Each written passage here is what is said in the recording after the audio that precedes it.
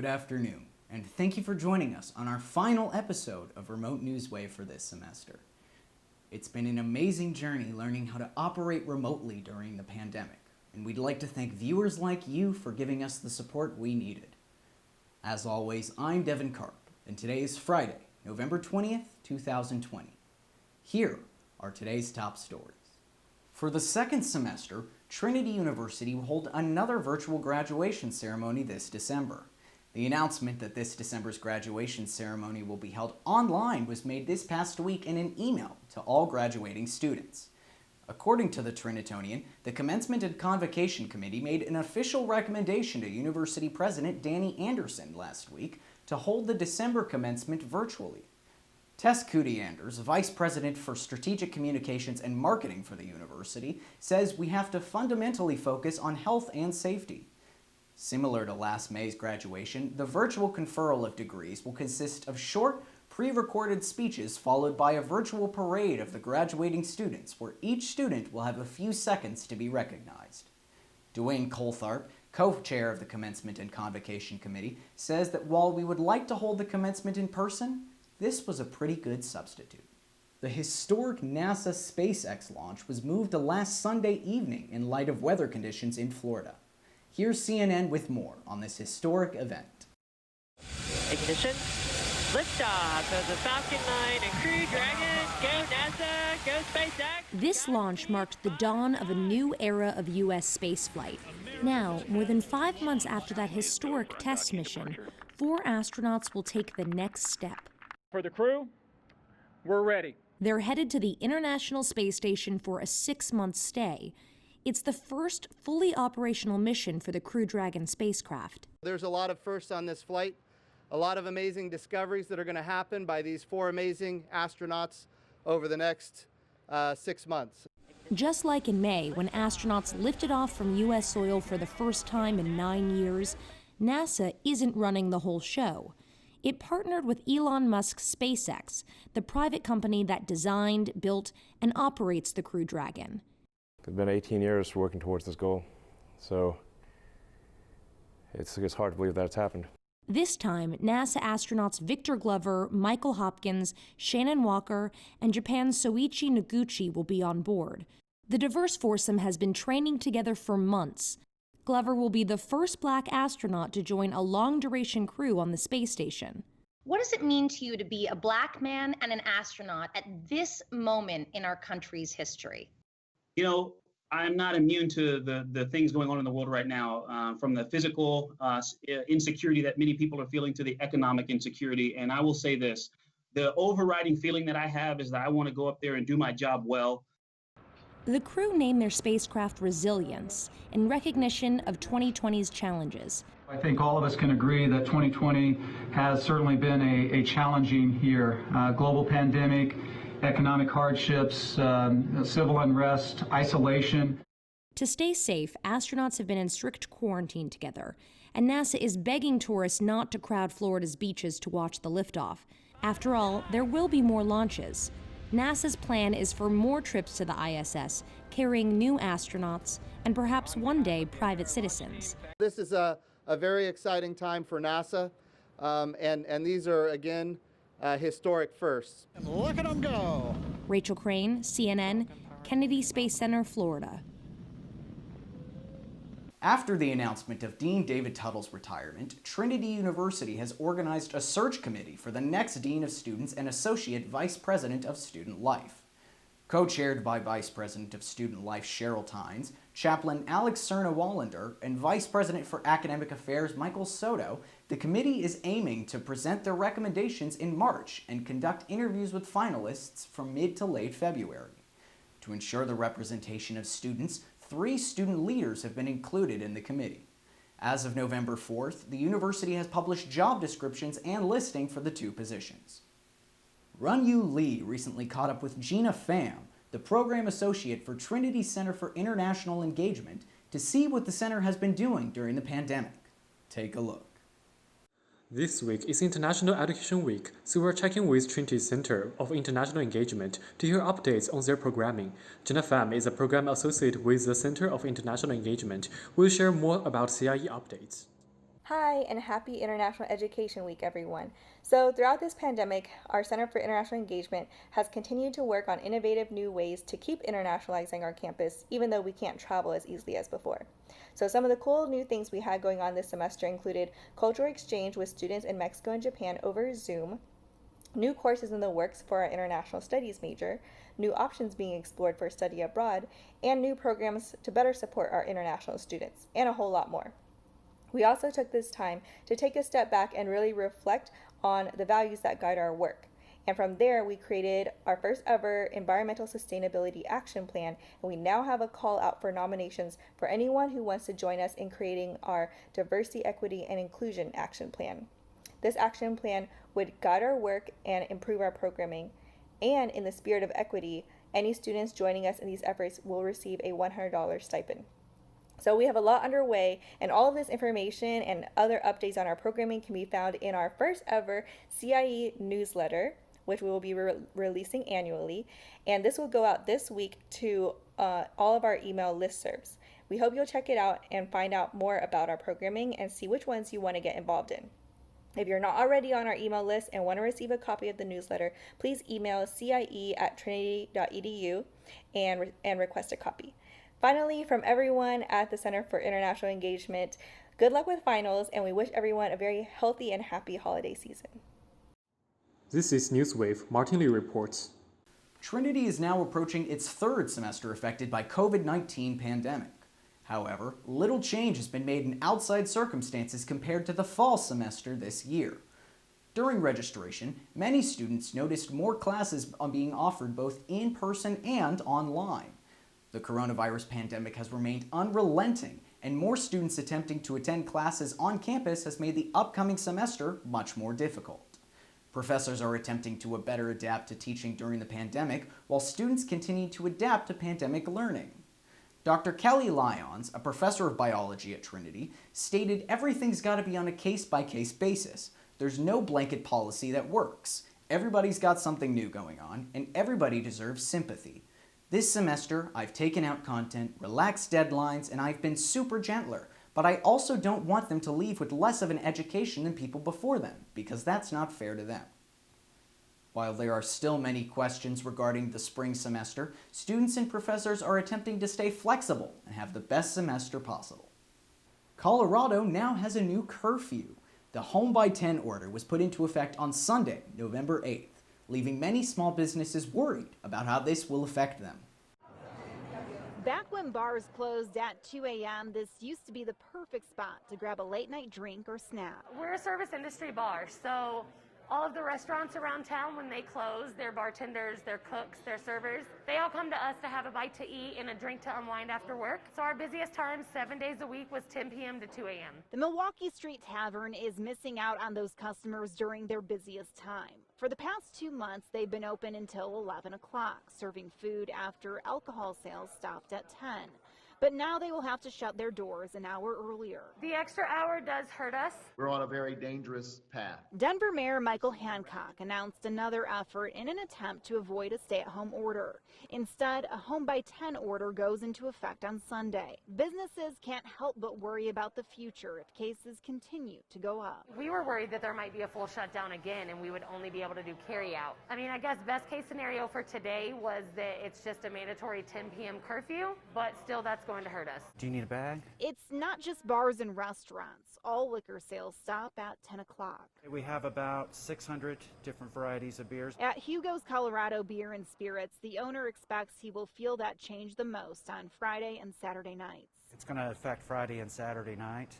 I'm more concerned about employee hours than I am about sales itself, because people will adjust their sales. He's also wondering what will happen if this new order isn't enough to curb the spread. Any kind of stay-at-home order, especially around the holidays, that's our busiest time of the year.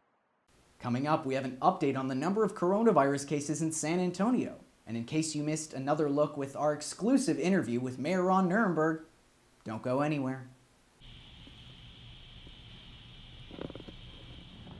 We've all been there.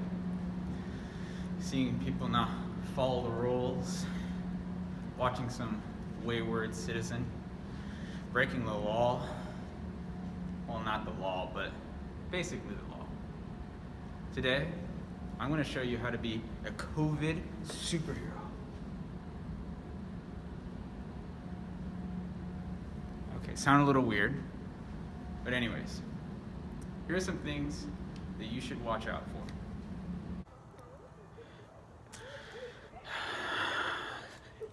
If you don't represent a household, then you must socially distance. Look at these guys over here.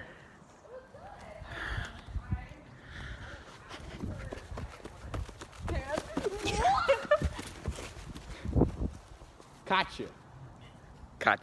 I caught him.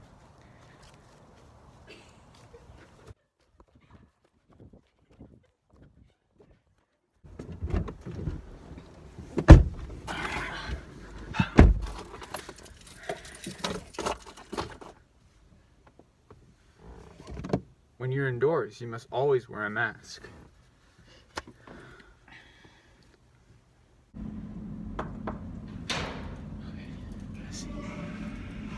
Flush, and I don't think she washed her hands. Remember, after using the restroom, wash your hands for at least 20 seconds or sanitize. Oh, hey! Oh, God! And finally, if you have any symptoms of COVID, but you're not really sure what it is, always make sure to stay home! And that's all, folks. As the holiday season approaches and temperatures begin dropping, health officials across the country are becoming increasingly concerned by another surge in coronavirus cases.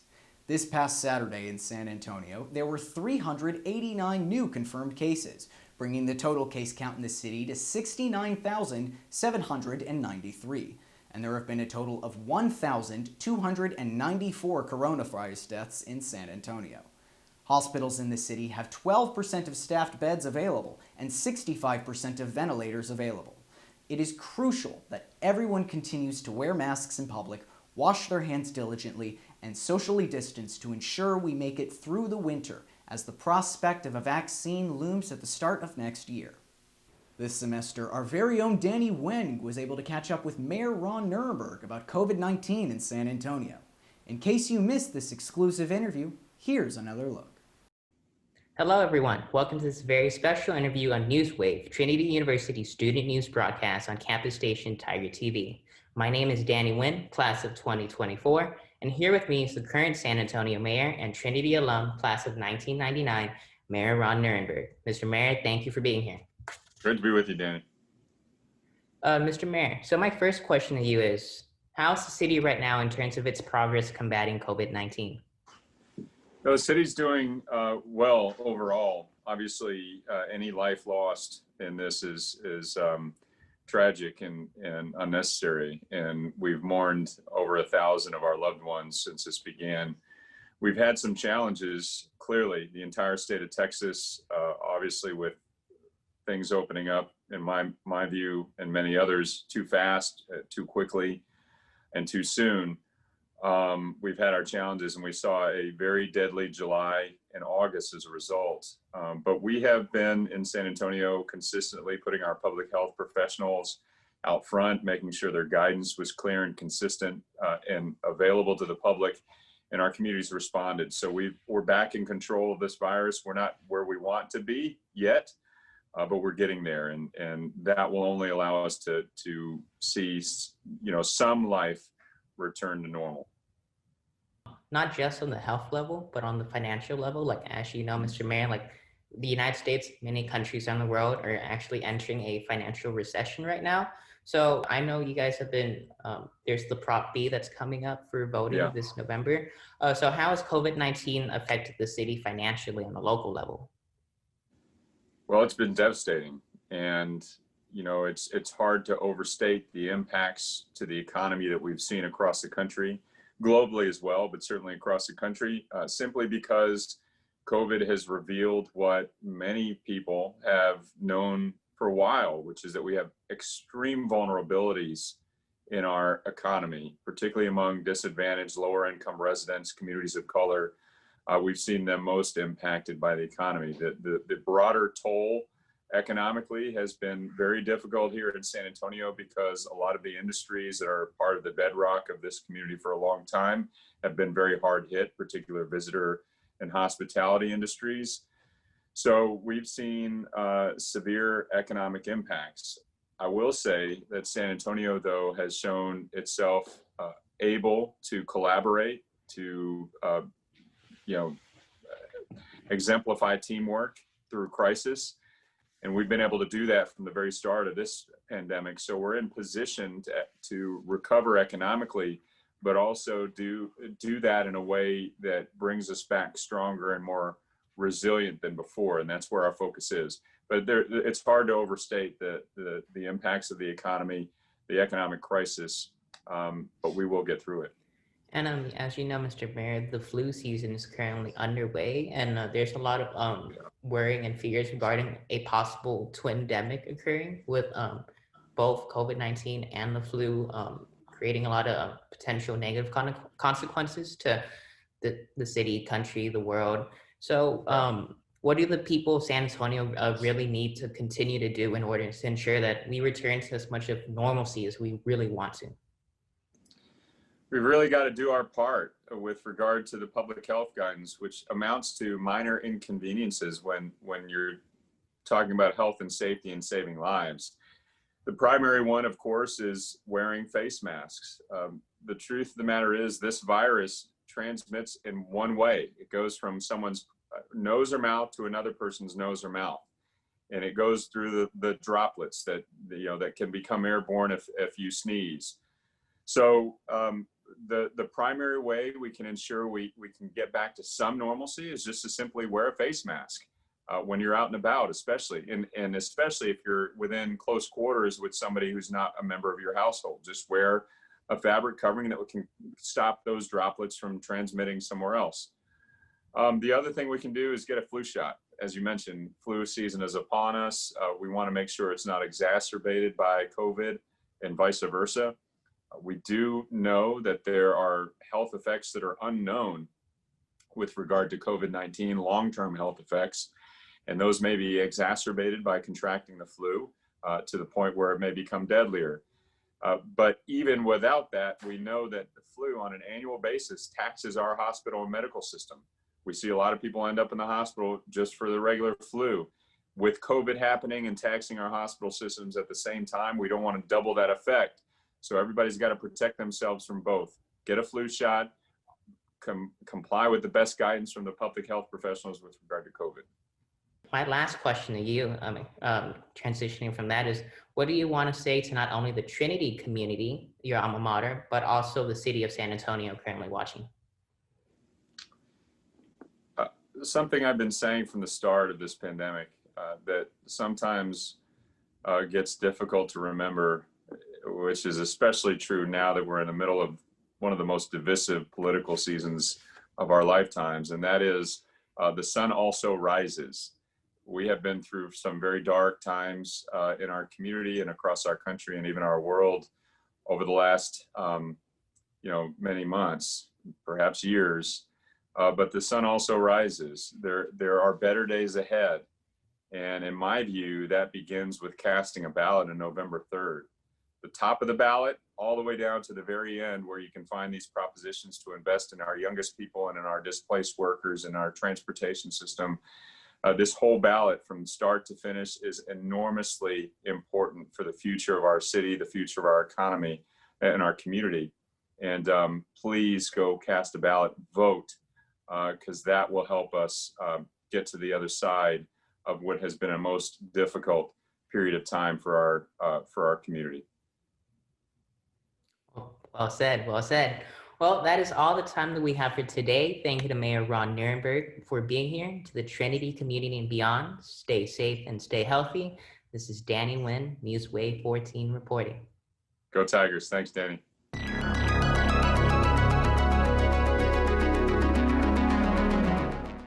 On a lighter note, we now head over to Kyle for all things sports.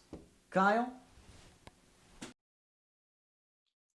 Welcome back, Tigers. This is Kyle Anderson, bringing you all things sports. The SCAC released an updated fall sports schedule for spring 2021. This is a major step towards potential interconference competition in the spring. The men's and women's cross-country championships will take place on February 6th and will be hosted by the University of Dallas.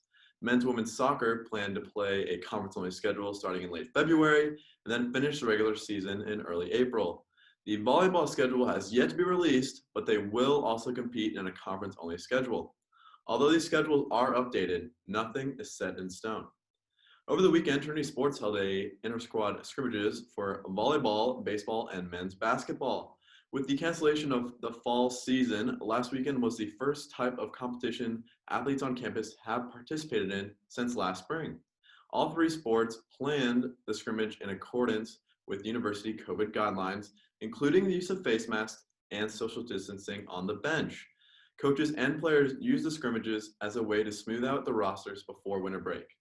In basketball news, the NBA announced that the season would commence on December 22nd with the All-Star break in early March. This season will also introduce a play-in tournament with the 7th through 10th seeds jockeying for the final playoff spots. The playoffs will start on May 22nd, and the finals will start on July 8th and end later that month. Lastly, we turn to the gridiron here at Trinity, where the football team aims to play a limited schedule next spring. Despite a series of COVID outbreaks on the roster, the team has since recovered and continued conditioning in hopes of a potential season. The SAA has discussed having a 6-game season where that 6th game acts as the conference championship. And that's all I have for you folks this week. I'm Kyle Anderson. Back to you in the studio, Devin. Thanks for the update, Kyle. And nice catch. After the break, we have some great news for gamers around the world. And COVID Hacks is back with more tips and tricks for coping with COVID-19. Don't go anywhere. This is our home. This is our studio, filled with empty seats and cameras waiting to press record again.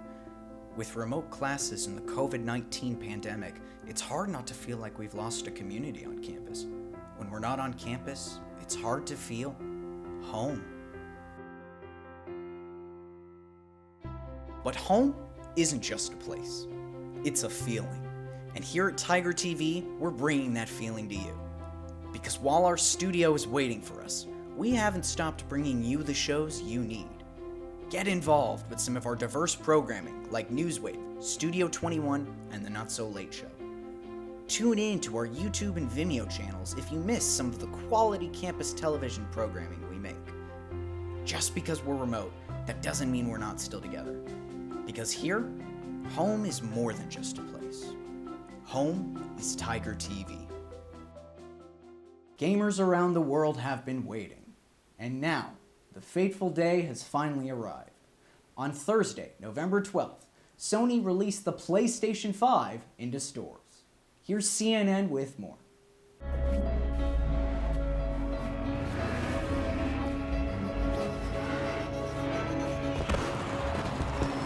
Let's go. Nearly 7 years since the launch of its predecessor, Sony's PlayStation 5 has arrived. I've done all of these launches with PlayStation over the course of many years, and this really is by far the most extraordinary of any of them. Sony Interactive Entertainment President and CEO Jim Ryan. We consider PS5 to be really a quantum leap over its predecessor, to an extent that it's a greater leap than we've ever had in any of these generational transitions, whether it's the 3D audio capability or whether it's the haptic feedback on the controller, which is a wonderful new feature. We just can't wait for the PlayStation community to get its in their millions to get their hands on PlayStation 5. COVID Hacks is back with more tips and tricks for staying healthy, physically and mentally during COVID-19.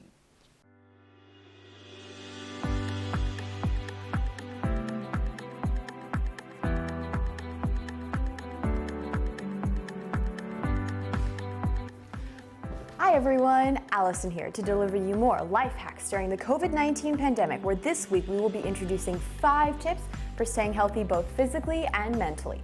Let's take a look. Tip number 1, be mindful of news exposure. Obviously, you should stay informed on what's happening in the world, but it's important to remember to take breaks from the stressful news. Take a break to watch a movie, read, or talk with friends. Be sure to practice extra self-care during this time and understand how the news may be affecting you. Tip number 2, practice good sleep hygiene. Try and maintain a consistent sleep schedule because most health experts say you should aim for 7 to 9 hours every night. Make sure to limit screen time in the evenings and avoid drinking too much caffeine or sugary drinks in the late afternoon. Tip number 3, make it easy to reach out for support. During these times, it's important to know what resources are available on your campus for mental health support. Students need to be able to communicate if they don't feel like themselves. Trinity offers virtual counseling services as well as de-stress workshops for those who feel like they need help and have no one to turn to. Even if in-person support may not be an option, there is still someone who can listen over Zoom or on a phone call. Tip number 4, maintain structure. I emphasized this point last week and I will say it again. Make sure to maintain a daily routine. Maintaining a good sleep schedule, a balanced diet, self-caring for yourself, and making sure to do activities outside of screen time are all very important to maintaining structure. Remember to perform one physical activity each day, even if it's only 5 minutes. It's essential to retain these practices as much as possible so that your mind feels some sense of normalcy. Tip number 5, validate the experience. It is normal during this time to experience feelings of sadness, anger, frustration, anxiety, or all of the above. Know it is okay to feel this way and communicate with others about how you are feeling. I know everyone is sick of hearing about this unprecedented time, but know that it's okay to have an off day. Even if you can't pinpoint the reason, just make sure you are reaching out to someone when you need it. We just delivered 5 tips for maintaining physical and mental health, including being mindful of news exposure, practicing good sleep hygiene, making it easy to reach out for support, maintaining structure, and validating the experience. While I know you've probably heard some of these a million times, I promise you they will help. As a college student also struggling during this time, I found some of these tips to be extremely helpful, and I hope you will too. This has been Allison Carr, urging you to stay safe and stay healthy. Well, that's all the time we have. Once again, I'd like to say thank you to all of our viewers who stayed with us during these troubling times. We hope our news program was able to inform and entertain you during this pandemic. We are so excited to continue our remote shows in the spring semester and hope you can tune in on Fridays at 2:30 p.m. I'm Devin Karp, wishing you a wonderful Thanksgiving, a happy holidays, and a Merry New Year.